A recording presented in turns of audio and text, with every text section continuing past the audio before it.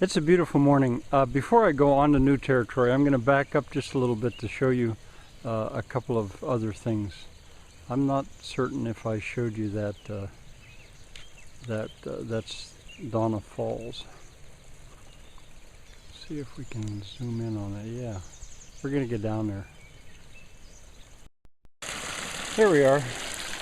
Now that's about, that might be a third of the water that I have here available, maybe not quite that much. And we'll use this system to extend it out until it gets to the far corner of that little building, and there we'll put a water wheel. I want to show you some things down there in the ditch. If there's any doubt on your part that there was a village here, or at least buildings, look at this. Every spring, shards show up as the water comes faster. I'm going to walk up through. I gather them up and save them.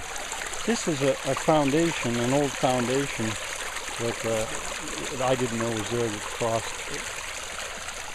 Now we're going to follow the water up a little bit. Here we are back at Donna Falls, and you'll see these shards.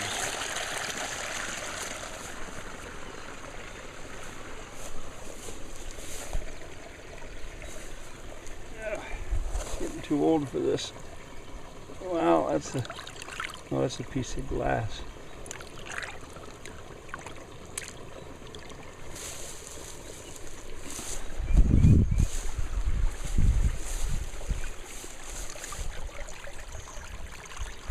I take them sometimes and I just put them on the side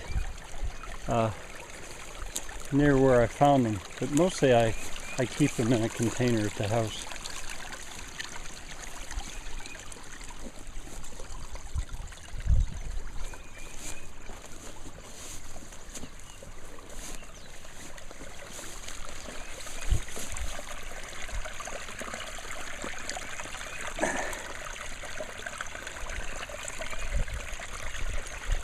Then they stop after a bit, because right here is where the water's going through, where there was a kitchen. There was a small building, but then after a little bit there aren't so many.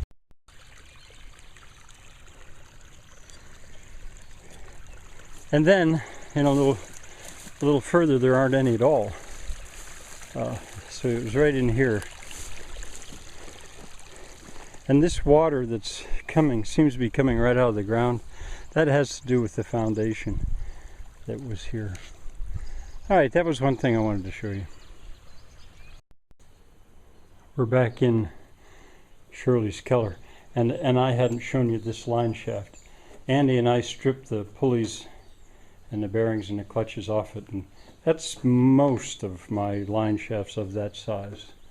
We had to get everything off before we could start over. Don't want to disturb the goats. Oops.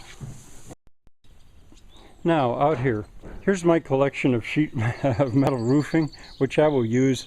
I have it laid up there to stop the goats from getting out, but they still find holes. I found a way to build this kind of a fence better out of pallets, and that involves putting pieces like this from pallet to pallet. There I did it. Although I have to do more there because close boarded like that, the wind wants to blow that over. But I'll go around and do all that.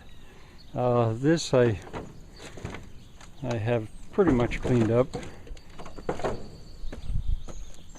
There, as I've said before, there's one very large, heavy machine that I'd like to put right there. Oh, let's see what else.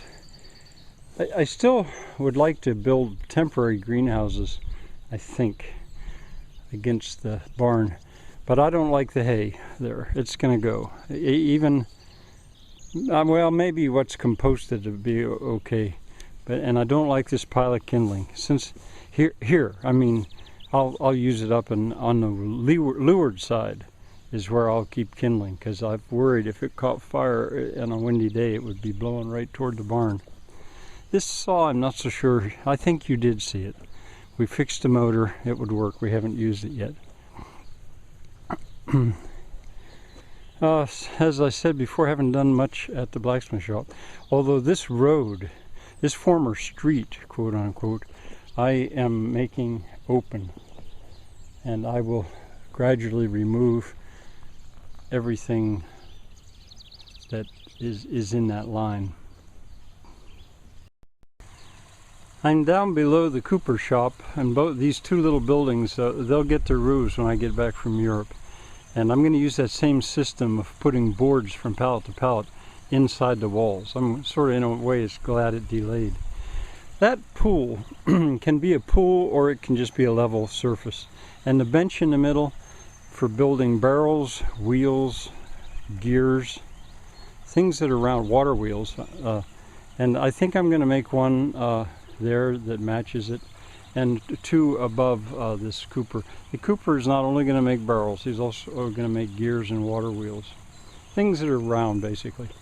Now we'll go up there, we'll go inside it, but I wanted you to see also this, the way these ditches catch sediment. Now that sediment, I think you can see it, that comes from work I did upstream. But when it comes to still water, it stops, and then you cast it up to the sides. Otherwise, it would be on its way to the Chesapeake Bay. In case I don't get down here again anytime soon, last year I put rugs here because this was unplowable. And the rugs are still there, old rugs that would be on their way to a landfill, sadly. But that killed the sod, and now I've planted field radishes and turnips there, just scattered it just on the surface. We'll see what happens there. That's where I just was, and now I'm standing on the little bridge between the Cooper's two shops, I guess I could say. That's the water wheel that Andy and I have to repair. We'll hoist it up between these two buildings. There, now that is pretty much all the water that I have at this spot. There isn't a big supply. The original Cooper shop that I started out to build was here. The floor, those 3 pieces of plywood, cost $100 or almost $100, and I was going to build a whole building for $100. Now I haven't spent any more, and I still think I can. I'll make sure it's all these little buildings are level before I put the roofs on. From this wheel, we're going to take power, a little bit of power off, and run a line shaft, a little line shaft. Here's the shaft, and that's what this is here for. At the very least, it'll turn a grindstone. You'll be able to sharpen a knife. There's a belt that'll come down from the line shaft. And I have these bicycles here because I think I can rig it up so if students want to see how power can be transferred, they can pedal away and make the shaft turn. You may have noticed new wood. That was from the sawmill not so very long ago. That's been an important development for me. There's more new wood. Exciting development for me. I'll tell you more about it when we get up there. I had Andy with his backhoe dig a drainage ditch out across there on a perfect contour, so it could be filled to irrigate if I wanted to, but it'll mostly drain. And way down there, I think I said this before, I want to build a fountain almost at the road. There is a critical repair job to be done on that building. But you know, that building, I made it up, it was in a pile beside the road, and it was 2 buildings, and out of the 2 I made one. So I've got to get to that. Now this the fountain to be, you have seen it, and it was there last December, but not the swing saw. I don't think you ever saw the swing saw unless you watched the video in which Andy and I hoisted it up. It still isn't particularly safe, but let me swing it anyway. I don't have it level or plumb or braced adequately, but we do have it up, and there's that new lumber. We're going to work on the sawmill this year. Here's the fresh lumber, green we call it, and I'm actually not going to miss the old stuff. I've used it. I'll have a use for all of it, but I'm not going to miss it. It's so nice to get into wood that you don't have to worry about the nails.